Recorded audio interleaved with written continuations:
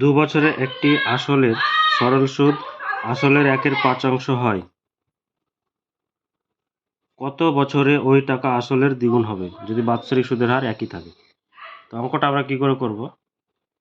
ঠিক আছে, তো ধরে নিচ্ছি আসল এক্স, এখানে সময় বলে দিয়েছে 2 বছর, আর সুদের হার r%।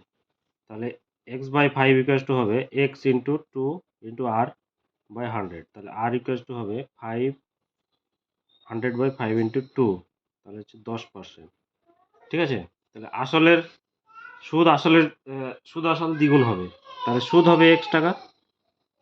তাহলে সুদ x equals to x into কত বছরে, t বছরে ধরে নিচ্ছি, সুদের হার 10 বাই 100।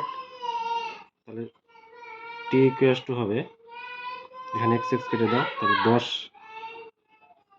10 বছর। তাহলে ওই টাকা আসলের দ্বিগুণ হবে কত বছরে? অপশান এ, 10 বছরে।